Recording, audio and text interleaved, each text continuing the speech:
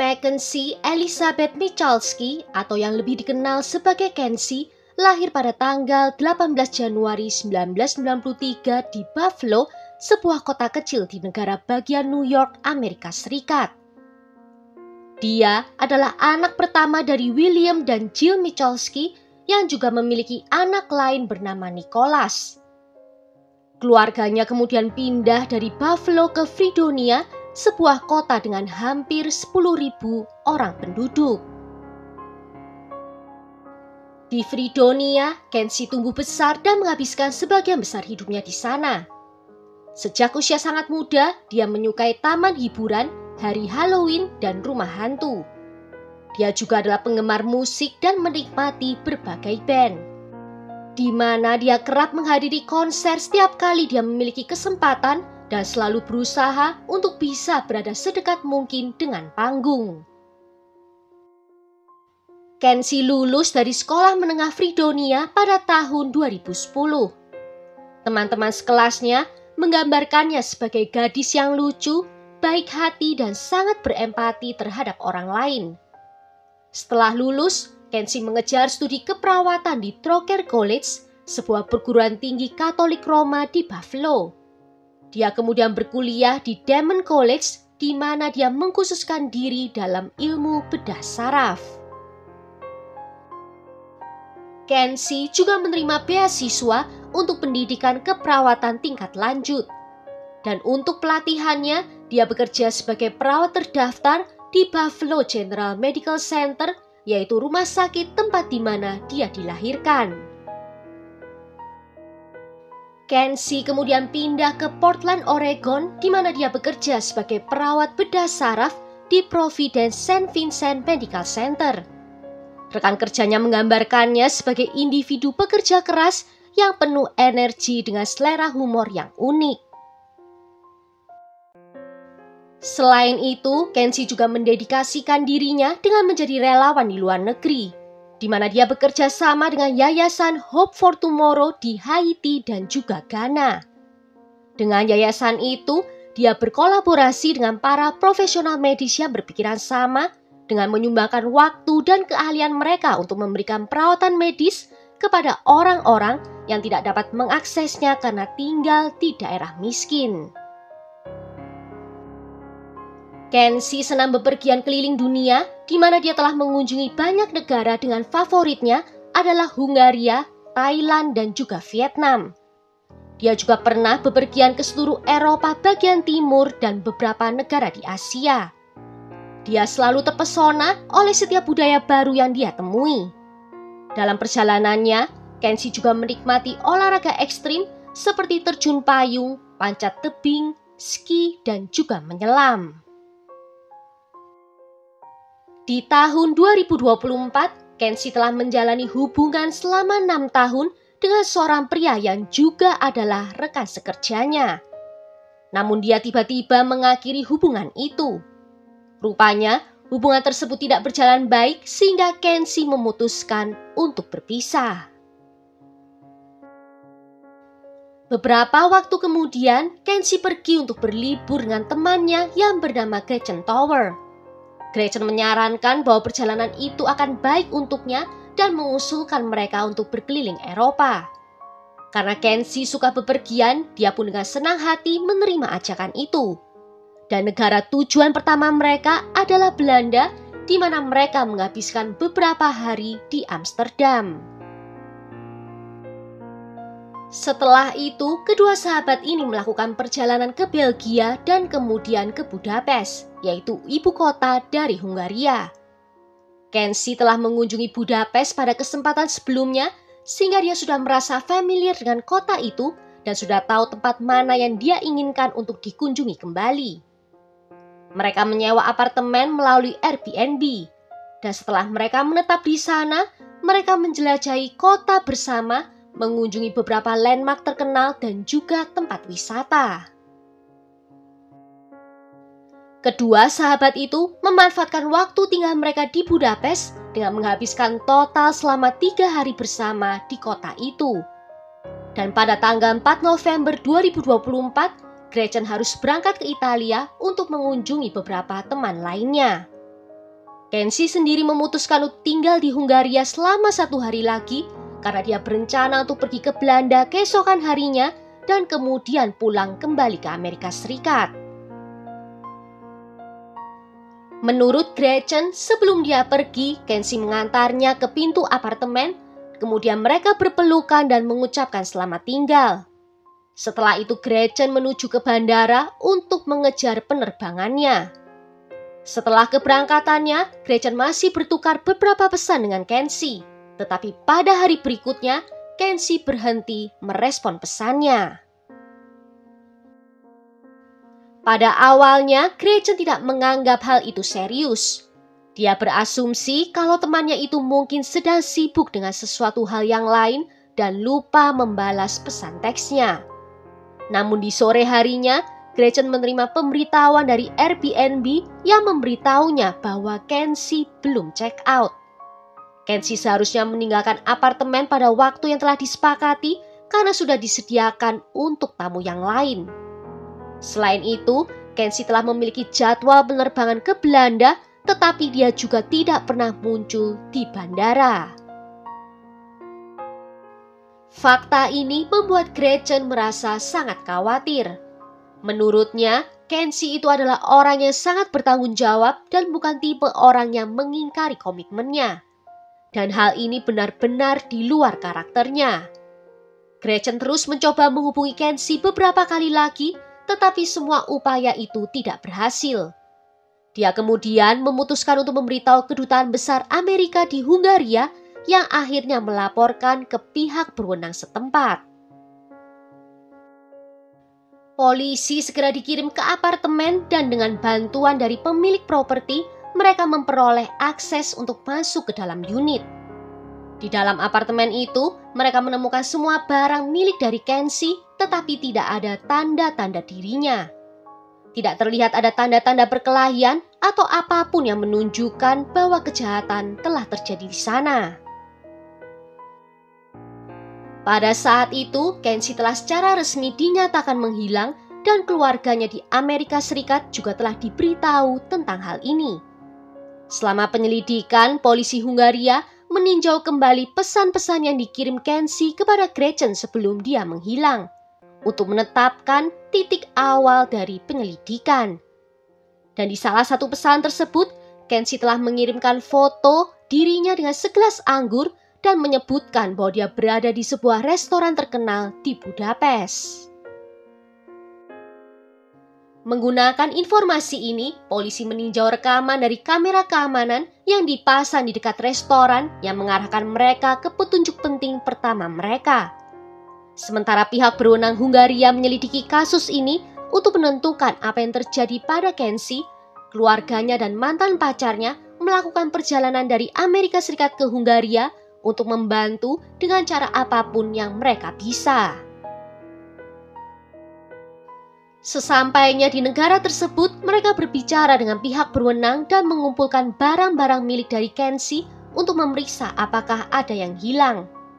Namun tidak ada yang hilang kecuali barang-barang yang dibawa Kensi saat dia pergi pada hari terakhirnya. Hal ini menunjukkan tidak ada yang dicuri dari apartemen yang disewa oleh kedua sahabat itu. Keluarga Kensi beserta mantan pacarnya menyebarkan poster di seluruh Budapest dengan foto dan informasi Kensi yang dapat membantu mengidentifikasi dirinya. Teman-teman dan rekan kerjanya juga berkontribusi dengan membuat grup Facebook untuk berbagi dan menyebarkan informasi tentang hilangnya dia. Sebuah kampanye GoFundMe diluncurkan dan berhasil mengumpulkan lebih dari $40.000 Amerika untuk menutupi potensi biaya. Setelah meninjau rekaman selama berjam-jam dari beberapa kamera keamanan di dekat restoran yang dikunjungi Kensi sebelum dia menghilang, polisi menemukan bahwa dia menghabiskan sebagian besar malam itu dengan seorang pria. Rekaman tersebut menunjukkan Kensi dan pria tak dikenal ini berjalan bersama memasuki bar dan klub malam di malam hari itu. Polisi kemudian mengunjungi restoran tempat Kensi pertama kali singgah di malam hari itu, di mana dia telah mengirimkan pada Gretchen fotonya dengan memegang segelas anggur. Mereka lalu berbicara dengan manajer dan staf di sana yang membenarkan Kenshi ada di sana malam itu, tetapi mengatakan kalau dia datang sendirian dan juga pergi sendirian. Polisi kemudian mengunjungi sebuah klub malam yang menurut penyelidikan mereka adalah tujuan kedua Kenshi di malam itu. Percakapan dengan staf dari klub malam dan rekaman dari kamera CCTV keamanan klub mengungkapkan bahwa seperti di restoran, Kenshi tiba sendirian. Tetapi kali ini dia pergi dari klub malam itu dengan seorang pria yang terlihat sama dengan di rekaman sebelumnya. Setelah meninggalkan klub malam itu secara bersama, Kenshi dan pria tak dikenal itu mengunjungi beberapa bar sebelum menuju ke klub malam lain bernama Simplakert. Berkat rekaman kamera keamanan dari lingkungan sekitar, polisi dapat melacak semua pergerakan mereka di malam hari itu. Dengan informasi ini, polisi menemukan bahwa Kenshi pergi bersama pria tak dikenal itu ke sebuah apartemen.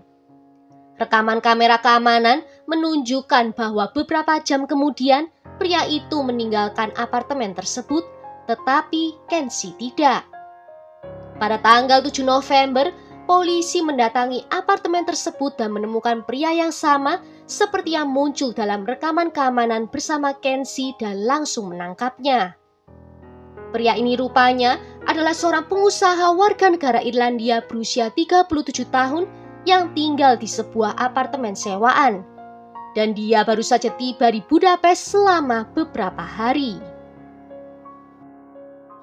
Ketika ditanya tentang Kenshi, dia langsung mengakui bahwa Kenshi sudah meninggal dunia. Pengakuan ini menghancurkan harapan dari pihak berwenang dan keluarganya untuk bisa menemukan Kenshi dalam keadaan hidup. Pria dengan inisial LTM ini, identitasnya tidak diungkapkan ke publik karena hukum Hungaria yang harus melindungi identitas dari tersangka kejahatan. Pria ini mengaku bahwa kematian Kenshi adalah sebuah kecelakaan. Menurut pengakuannya, setelah masuk ke dalam apartemennya, mereka melakukan hubungan intim, di mana Kenshi diduga meminta untuk diikat dan juga disakiti saat melakukan hubungan intim itu. Pria itu menyatakan bahwa pada saat melakukan perbuatan tersebut, di satu titik Kenshi kehilangan kesadaran dan mati lemas karena kekurangan oksigen.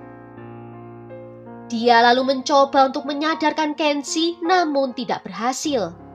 Ketika ditanya oleh polisi di mana jenazah Kenshi itu berada, pria itu mengklaim bahwa setelah menyadari bahwa Kenshi tidaklah lagi hidup, dia menjadi panik dan takut di penjara karena kejahatan yang telah dia lakukan. Dia kemudian meletakkan jenazah Kenshi di lemari pakaian dan membersihkan apartemen untuk menghilangkan bukti apapun. Keesokan harinya, dia lalu pergi membeli koper besar dan meletakkan jenazah Kenshi di dalam koper itu dan lalu meletakkannya di bagasi mobil yang telah dia sewa. Dia kemudian melaju hampir 150 km ke sebuah area berhutan di dekat Danau Balaton, di mana dia membuang koper yang berisi jenazah Kenshi itu di sana dengan berharap jenazah itu tidak akan pernah ditemukan. Di apartemen tempat kejahatan itu terjadi, polisi menemukan banyak bukti yang membenarkan bahwa Kenshi memang pernah berada di sana. Di antara barang-barang itu adalah sepatu botnya, tas tangan, kartu kredit, dan juga kunci. Tim forensik segera dipanggil ke apartemen untuk mengumpulkan bukti forensik sebanyak mungkin. Sementara, pria itu membawa polisi ke lokasi di mana dia membuang jenazah Kenshi. Setelah tiba di lokasi, polisi melakukan pencarian ekstensif. Unit khusus melakukan penyisiran di area itu dengan anjing pelacak dan penyelam menggunakan drone bawah air untuk memeriksa danau. Setelah berhari-hari mencari, mereka berhasil menemukan koper yang berisi jenazah Kenshi. Tim forensik tiba di tempat kejadian, mendokumentasikan rute pria itu pada hari kejahatan dan mengumpulkan bukti.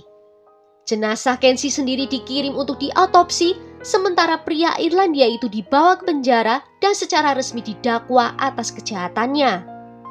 Keluarga dan teman-teman Kensi sangat terpukul setelah menerima berita kematiannya. Mereka berharap Kensi masih bisa ditemukan dalam keadaan hidup, tetapi tragisnya hal itu tidak terjadi. Dalam pemeriksaan komputer yang dimiliki oleh terdakwa, polisi menemukan pencarian yang aneh. Menurut pihak berwenang, pencarian itu dilakukan setelah kejahatan yang dilakukan oleh pria tersebut. Dia melakukan pencarian tentang apakah babi memakan jenazah dan wanita Texas dibunuh oleh babi hutan. Dia juga mencari penampakan babi hutan di dekat permukiman di sepanjang Danau Balaton. Pencarian lainnya termasuk pertanyaan seperti apakah bau jenazah setelah membusuk dan bagaimana menghilangkan bau daging busuk. Bagi pihak berwenang, hal ini menunjukkan bahwa terdakwa tidak pernah bermaksud untuk melaporkan apa yang telah dilakukannya. Dia awalnya mengklaim bahwa semuanya itu adalah kecelakaan saja, tetapi jika itu memang benar yang terjadi, dia akan langsung menghubungi polisi dan menjelaskan daripada hanya fokus pada pembuangan jenazah. Kasus ini mendapat perhatian yang sangat signifikan di Hungaria dan negara-negara Eropa lainnya. Pada tanggal 9 November, sahabat dan keluarga korban mengadakan acara peringatan yang dihadiri oleh puluhan orang. Di acara peringatan tersebut, seorang sahabat dari Kensi menggambarkannya sebagai orang yang sangat istimewa dan berkata kalau dia berdoa agar Kensi tidak menderita. Kemudian, ayah Kensi juga berkata kalau dia masih tidak percaya apa yang telah terjadi dan semuanya terasa seperti mimpi buruk yang mengerikan. Mantan pacar dari Kensi juga ikut mengungkapkan penyesalannya di mana seharusnya perjalanan ke Budapest itu dilakukan bersamanya. Dan dia pasti akan bisa melindungi Kensi. Namun karena mereka telah putus, pada akhirnya Kensi pergi dengan sahabatnya. Terdakwa saat ini ditahan dan orang tuanya telah melakukan perjalanan dari Irlandia untuk mengunjunginya di penjara Hungaria. Pengacaranya mengatakan kepada media bagaimana kliennya itu berharap versi ceritanya tentang kejadian tersebut bisa dipercaya nantinya. Dia juga menekankan kalau kliennya itu tidak pernah terkena masalah hukum sebelumnya.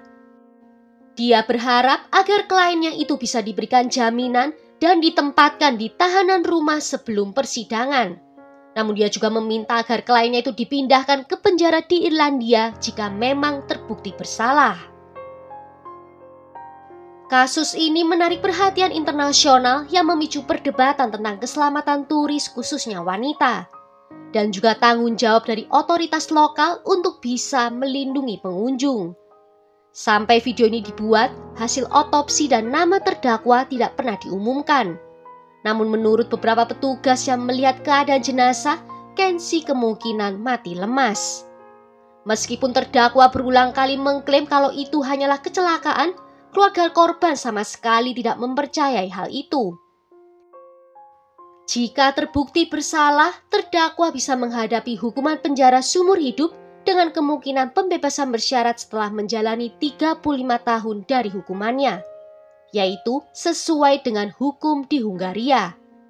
Terdakwa akan dijadwalkan kembali hadir di pengadilan pada tanggal 10 Maret 2025. Uang yang terkumpul melalui kampanye GoFundMe digunakan oleh keluarga untuk membawa jenazah Kensi kembali pulang ke Amerika Serikat. Pada tanggal 18 Januari 2025, sebuah upacara peringatan dan perayaan kehidupan diadakan di Asbury Hall di Buffalo. Banyak orang menghadiri upacara tersebut untuk memberikan penghormatan terakhir terhadap Kensi. Well, sampai di sini dulu kisahnya. Tulis ya pendapat kalian tentang kasus ini di kolom komentar. Jika ada yang mau request kasus, juga bisa menuliskannya di bawah. Akhir kata terima kasih kalau sudah nonton video ini sampai akhir. Sampai jumpa di video berikutnya. Ciao!